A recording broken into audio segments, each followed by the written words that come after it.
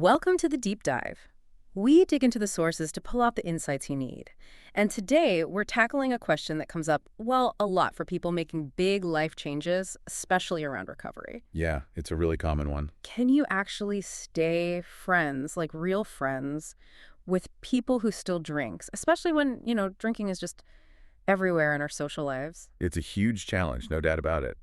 And it can feel really emotionally loaded. I mean, for some people starting sobriety, it feels like they have to cut ties, like it's the only way. Right. But the listener's question is specifically about navigating those existing friendships. And the recovery literature we're diving into today, it offers a different frame. It suggests a path forward. Exactly. It's less about trying to control what your friends do because, let's face it, you can't make them stop drinking. Nope, definitely not. And more about the inner shift you need to make. How do you build and keep healthy connections that don't depend on alcohol?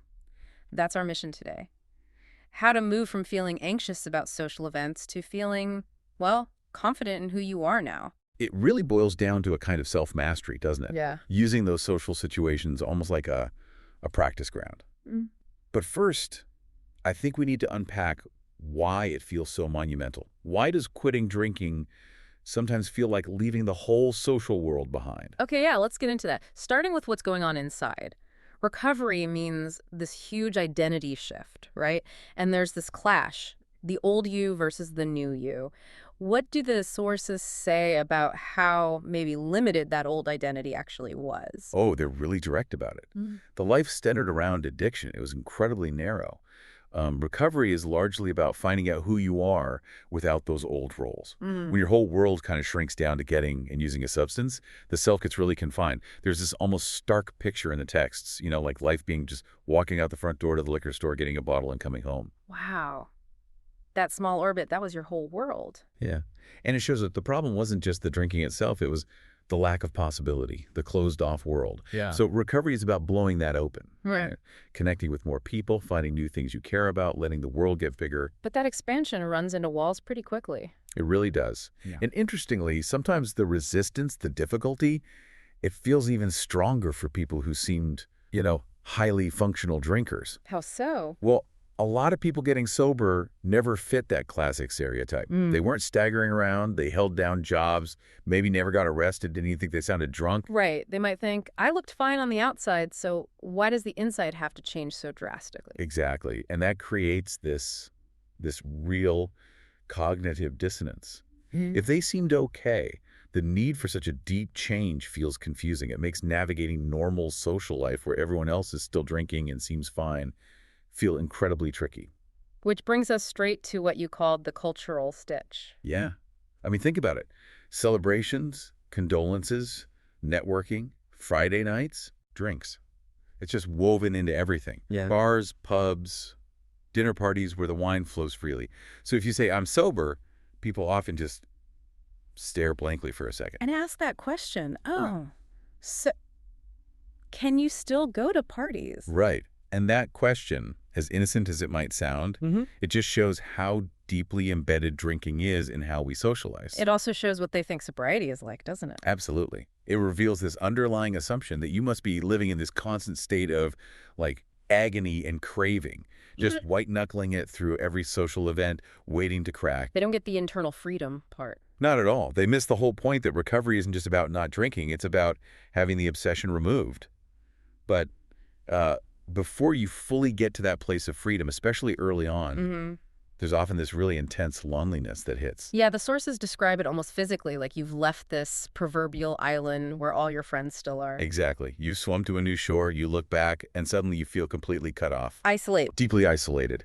And that feeling gets magnified, sometimes painfully, when you start to realize something else. What's that? Just how many of your relationships were, mostly built around drinking.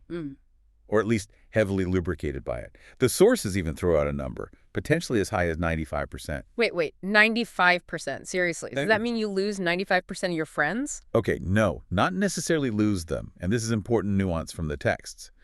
It doesn't mean those people were bad friends or the connection wasn't real on some level. Okay. But it means the main thing you did together or the thing that made connecting easy, the alcohol, is gone. The shared activity or the emotional shortcut isn't there anymore. So the relationship isn't dead, but its foundation just crumbled? Kind of. Or at least it needs a new foundation. You quickly realize that even the friendships that weren't just about drinking, they still need a serious recalibration.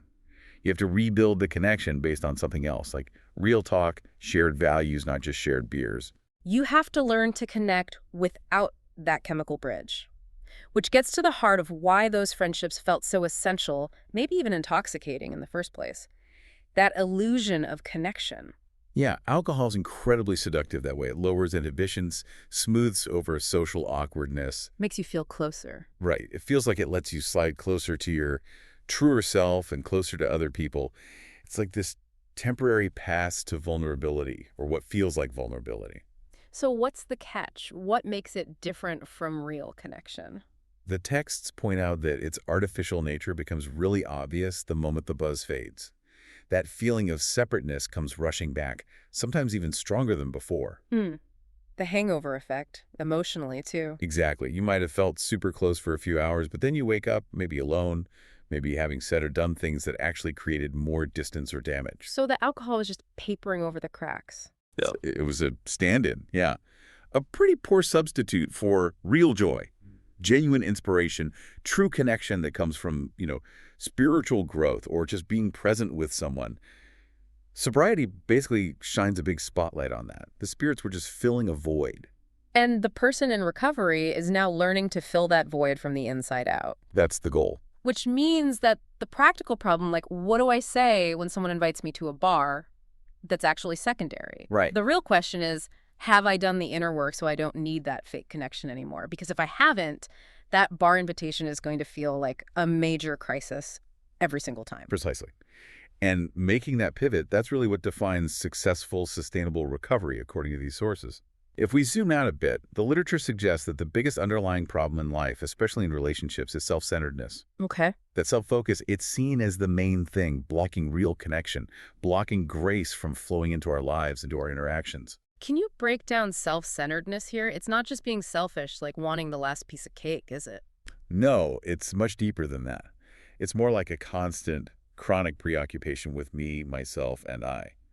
My comfort, my fears, how I look, what people think of me, whether I'm having fun. How does that play out in a social situation, like with drinking friends? It means you're constantly monitoring yourself. Do I look awkward holding this soda? Are they judging me for not drinking? Am I going to be tempted? Will I have a good time if I'm not drinking? It keeps you trapped in your own head, Yeah, it totally prevents you from just being with the other person. Exactly. And the text suggests the deepest root of this is that ingrained belief in self-sufficiency. That idea that we can and should handle everything ourselves, even when we're clearly, demonstrably not handling it well at all. That they got this attitude. That's the one. The sources really hammer this point. Yeah. You can only start genuinely relying on something bigger than yourself. A higher power, a guiding spirit, whatever works for you, when you let go of that treasured philosophy of self-sufficiency. So you have to admit you don't got this, not on your own. You have to recognize your limits. You're not the director of the universe. And that surrender, that's actually the foundation for building real relationships, too. Because it allows for vulnerability. And authenticity. It ties right into understanding humility properly. It's so often mistaken for, like, being weak or letting people walk all over you. Right, the doormat idea. Yeah, but the sources define it completely differently. It's not fake modesty. It's a clear recognition of what and who we really are, followed by a real, sincere effort to become who we could be. Okay, let's unpack that. Clear recognition of what and who we really are. What does that involve? Well, two key things, really. First, it means looking honestly at your past, including the mistakes and the harm caused, but without drowning in shame. It's about acceptance and moving forward. Okay. And second means accepting your basic human limitations. We're fallible. We need help. We need each other. Humility frees you from that exhausting burden of pretending you're perfect or always in control. Which is ironically what alcohol often promised, right? That feeling of being smooth, in control. Exactly. A false confidence. Real humility lets you just be authentically you in a friendship, flaws and all. And that kind of internal honesty is critical, especially when those old social situations pop up. The texts warn about, what is it?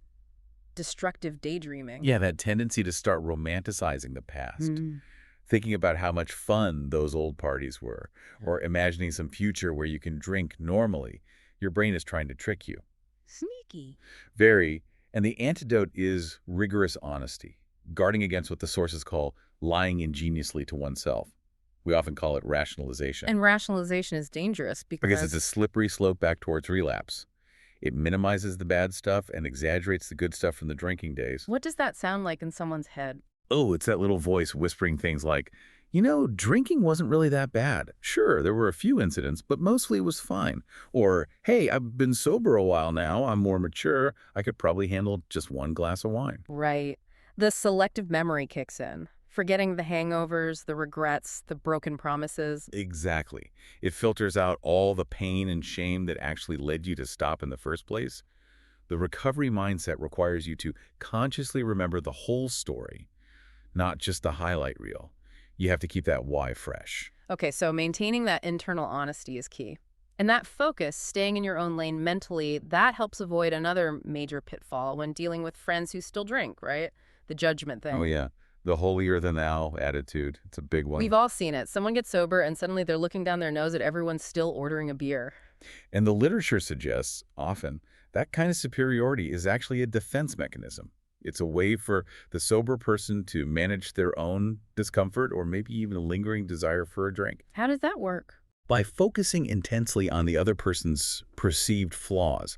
Look how loud they're getting. Wow, they're slurring their words. Can you believe they're ordering another? The sober person is basically trying to convince themselves that they're better off, that they don't need that stuff anymore. Ah, so it's projection. In a way, yeah. It's like the moment they feel a bit shaky or tempted, they reach for judgment because, as the sources put it, it's the cheapest form of social currency. Ouch.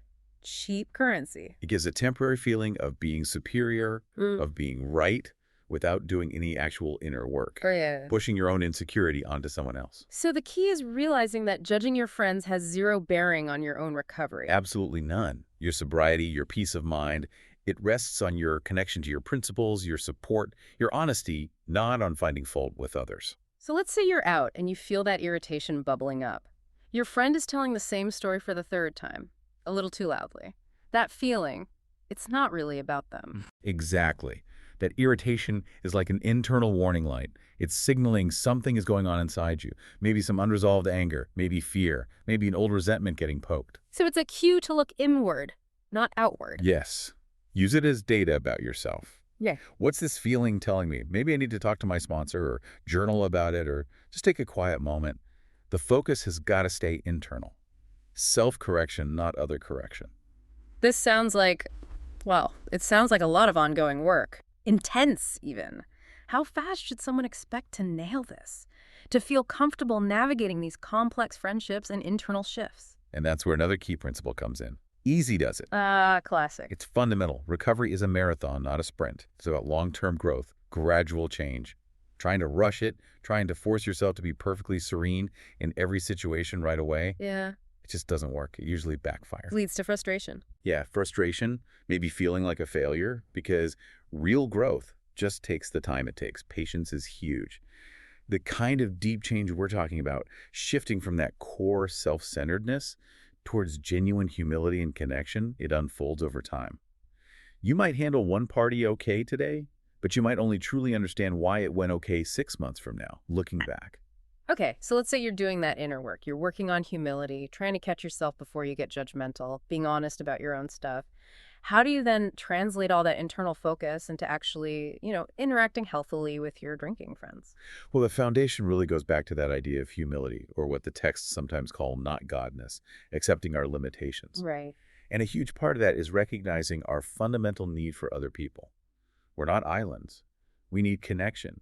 We need mutuality, where everyone accepts that we all need to both give and receive help and support. So you're not showing up to coffee with your friend thinking, I'm the recovered one, here to impart wisdom to the struggling drinker. Definitely not. You're showing up as one human being with your own struggles and limitations, connecting with another human being who has theirs. They might be different struggles, but the need for connection is mutual. Okay. And the basis for that connection should be? Candor. Honesty. But it's a specific kind of honesty. It means being upfront about your own needs and boundaries related to your recovery, but without making demands that they change to accommodate you. Can you give an example? Sure. You can say, hey, I'd love to see you, but I need to head up by 10 tonight. Getting enough sleep is really important for me right now. That's candid. Versus saying, I can't believe you're ordering another margarita. Don't you know how bad those are?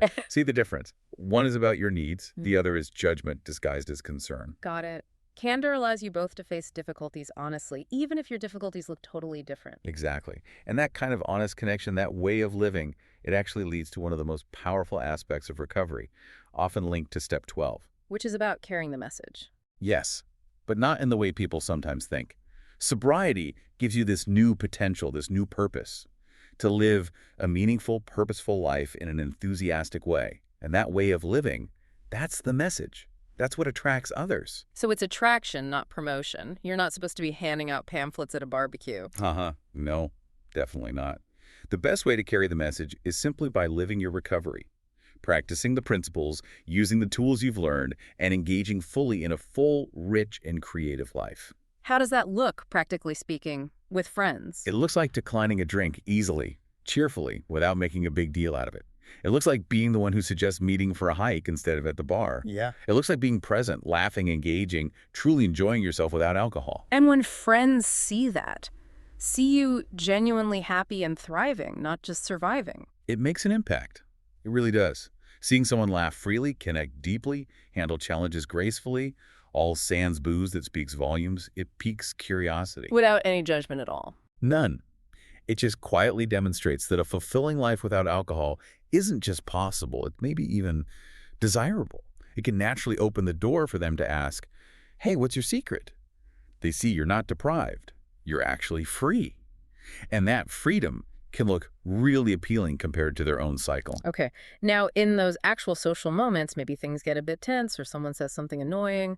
The sources have some pretty specific warnings about how not to react, right? Oh, yes. This is where the emotional booby traps come in. The texts strongly advise restraint of tongue and pen. Avoid knee-jerk reactions. Like what? Like quick-tempered criticism, getting sucked into angry arguments, trying to prove you're right, withdrawing into a sulk, or maybe the most subtle, silent scorn. Why are those specific things, criticism, arguing, sulking, scorn, so bad for the person in recovery? Because they're all fueled by pride, anger, resentment, which pull you right back into that self-centered state. They slam the door on connection. Take silent scorn, for example. Yeah. You might feel morally superior in that moment, looking down on your friend's behavior, but you've completely cut off empathy. You've isolated yourself. Sulking does something similar. It makes their behavior all about your hurt feelings instead of trying to understand or connect. It creates this negative feedback loop. The sources say something like, if you put out resentment, you get resentment back. Exactly. It's a basic principle. If we're projecting anger or judgment, that's likely what we'll receive. If we fundamentally don't like people, chances are we won't be well-liked either. It sounds simple, but it's profound. So the goal is to keep that channel open. Keep it open. Keep it free from pride, fear, and selfishness. That's how guidance, grace, positive energy, whatever you want to call it, can flow through you, both for your own well-being and potentially to be helpful to others, even if just by being a calm presence. It's a challenge, though, to see someone you care about maybe struggling or acting out, and to resist the urge to judge or fix. It is. But the texts push us to try and see the humanity in everyone, even people who are irritating us, to remember they're fellow travelers doing the best they can, just like us. If we can hold on to that perspective, it changes everything. So even in that tricky social moment with a friend who's had too much, the number one priority isn't changing their behavior. Nope. It's managing your internal state, maintaining your own serenity, your own willingness, your own openness. And let's shift now to the positive side of all this hard work. When you tackle this social challenge by focusing inward, by living these principles, something amazing starts to happen. Your world starts to expand. How so? We talked about the drinking life being narrow. Right. And recovery is the opposite. It's this ongoing process of self-discovery. You start identifying your own values, your real wants and needs, understanding your feelings in a new way. You're becoming a more whole person. And that makes you more resilient, more flexible. The sources say it gives you a greater capacity for seeing ourselves in different experiences. You're less easily thrown off balance, less dependent on things outside yourself, like whether people are drinking or not, for your sense of okayness. You stop defining yourself by what you're not doing, not drinking. Exactly. and you start defining yourself by what you are doing, what you are building. The focus shifts entirely from the negative, avoiding alcohol, to the positive, creating this rich, meaningful life for yourself today. That's the real prize. It is. The texts talk about the rewards being things like serenity, peace, and contentment. And those are truly priceless. But there's always a but, isn't there? Uh-oh, what's the catch? The work is never totally done. It's not like you reach peak serenity and then just coast. Freedom from fear, for example, that's described as a lifetime project. It's never perfectly complete. So real recovery means accepting that it's ongoing. It's about continuous willingness to trust the process, ask for help when you need it. That's it exactly. It's like a maintenance plan for your inner life, not a one-and-done cure. You have to keep showing up, keep being willing to grow, keep working on that conscious contact with your guiding principles. Through reflection, talking to others. Yeah, or sometimes just by sitting still, acknowledging you don't have all the answers, you can't control everything, and just letting things be. Surrendering that need to manage everyone and everything. And that surrender, paradoxically, is where the real connection comes from. It really is. It transforms how you experience yourself, your relationships, life itself. And that deep willingness, that commitment to keep doing your own work, that's ultimately what makes it possible to engage authentically and safely with anyone, no matter what choices they're making. #tag outro. You know, this has been a really rich, deep dive into what feels like such a practical, almost daily question for so many people. It really has. So, just to wrap up for you, the listener, tackling this challenge, figuring out how to be friends with people who still drink, it turns out it's way less about managing them or the alcohol. And much, much more about the quality of your own inner state, your connection to yourself, to your recovery path. Yeah. The keys seem to be that internal focus. Steering clear of judgment, that cheap currency, staying rigorously honest with yourself about rationalizations, embracing humility as just seeing reality clearly. Right, and making sure your friendships are built on real candor and that sense of mutuality. Knowing that success really comes from focusing on living your best life today and letting the growth happen. The easy does it principle. Absolutely. So here's a final thought we wanted to leave you with. Something to mull over as you go about your life. Think for a moment about the sheer amount of energy you might have once put into managing alcohol. Wow, yeah. The planning, the hiding, the worrying, dealing with the consequences. All that mental and emotional energy. In recovery, that energy is freed up. It's available now. And the sources suggest that the real power move in recovery is shifting from trying to control other people or situations to focusing that energy on controlling your own responses, your honesty, your willingness. Consider that. Yeah. What happens when that intense drive, that compulsion that got channeled so destructively into addiction? Yeah. What happens when it gets pointed in positive directions? Towards work you care about, or a creative project or service, or just being truly present for your family? The results can be amazing. The sources hint at this, that reclaimed energy becomes this incredible force for good in your life and potentially in the lives of others. So the question becomes, what are you building today with all that reclaimed vitality? That energy doesn't just disappear. It's there, ready to be used to build something bigger, something richer. It's really an invitation. That is a perfect, powerful note to end on. Thanks for digging deep with us again. Always a pleasure. We'll talk soon.